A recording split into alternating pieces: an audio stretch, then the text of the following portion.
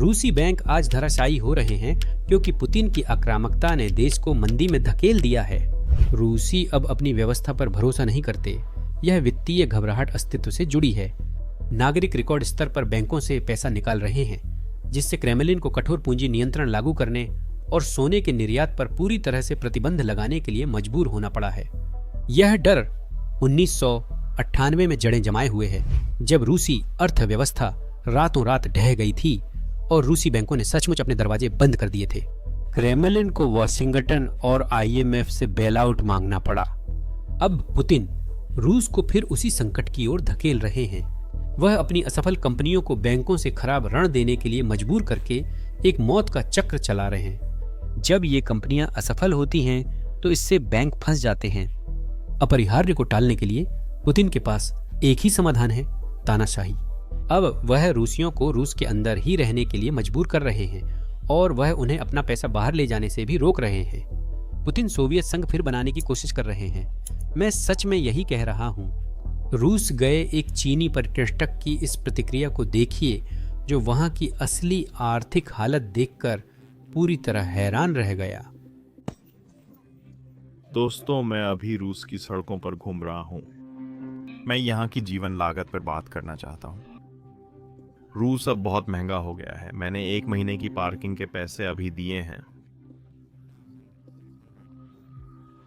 इस इलाके में पार्किंग हर महीने महंगी है। अजीब है, ये रकम कई शिक्षकों की महीने की कमाई से ज्यादा हो सकती है। मेरे अनुसार स्थानीय प्राथमिक स्कूल के शिक्षक हर माह लगभग 20,000-30,000 रूबल कमाते हैं। 250 युआन। मेरे परिवार में 4 लोग हैं। हम फास्ट फूड स्टॉल पे खाते हैं, फिर भी चावल कम पड़ता है।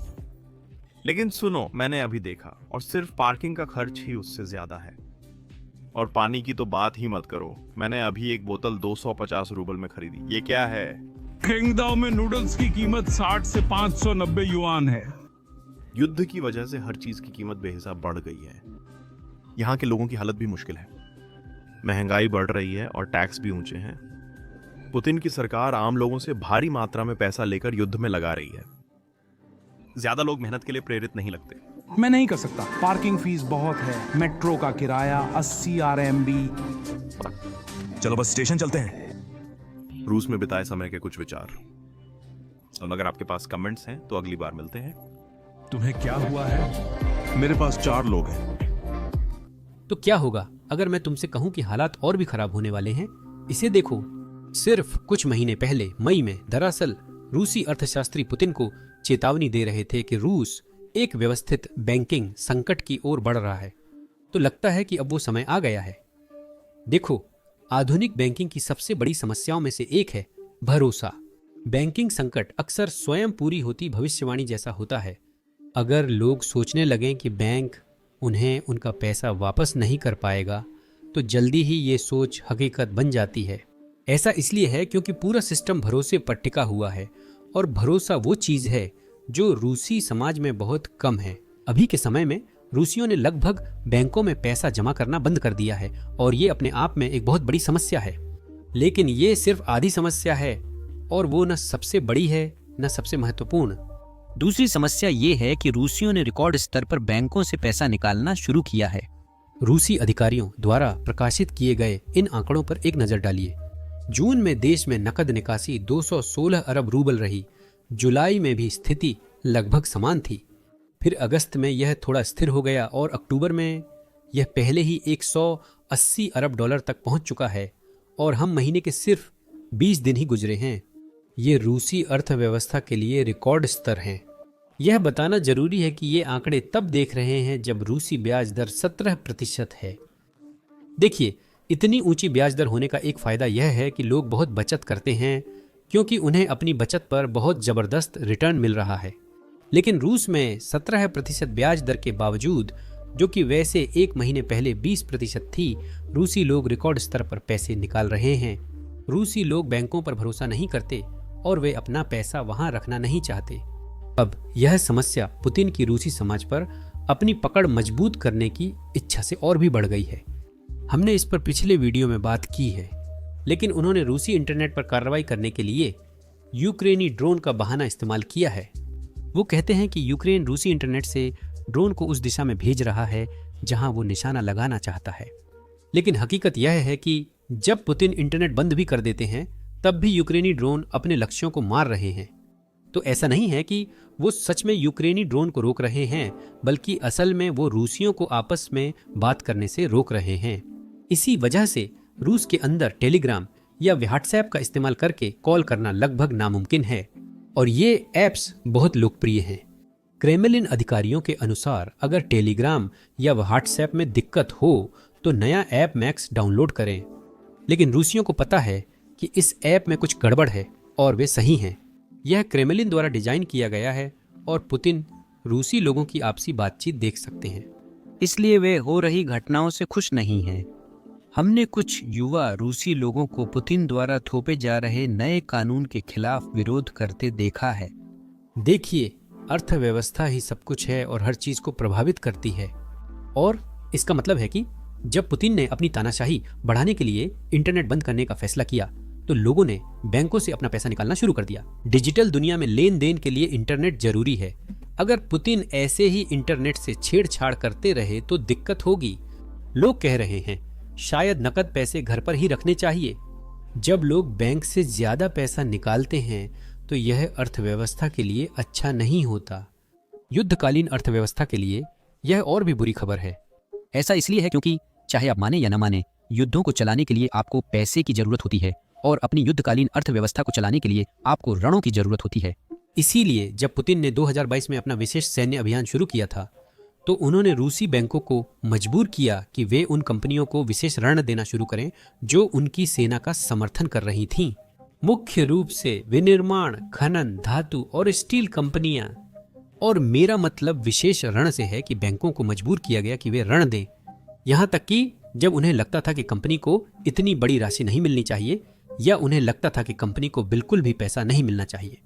कई बार इन कंपनियों को ऋण देना जोखिम भरा होता है, लेकिन युद्ध शुरू होने पर बैंकों के पास विकल्प नहीं था, उन्हें पैसा देना ही था। और अगर वे रूस में अपना संचालन जारी रखना चाहते थे तो उन्हें ऐसा करना ही पड़ता था। मुझे यकीन है अगर आप हमारे वीडियो देख रहे हैं तो आपने हाल ही में यह जरूर नोटिस किया होगा, बहुत सी रूसी कंपनियां इस समय ढह रही हैं। अगर मैं इसे राजनीतिक रूप से कहूं तो वे कई लोगों को नौकरी से निकाल रहे हैं, काम के घंटे घटा रहे हैं और बैंकों से लोन बढ़ाने की गुहार लगा रहे हैं क्योंकि साल के अंत में चुकाने के लिए उनके पास पैसे नहीं होंगे।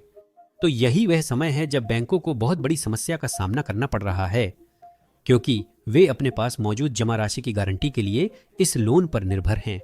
और अब लोग अपना पैसा निकाल रहे हैं और जिन कंपनियों ने उन्हें पैसा देना है वे ऐसा नहीं लगती कि वे पैसा वापस कर पाएंगी। यही स्थिति बैंकों की हो रही है। अरे, आपने हमें ये लोन देने के लिए मजबूर किया था, अब आपको हमें बचाना पड़ेगा। तो वे सरकार की ओर रुख कर रहे हैं ताकि उन्हें राहत पैकेज मिल सके।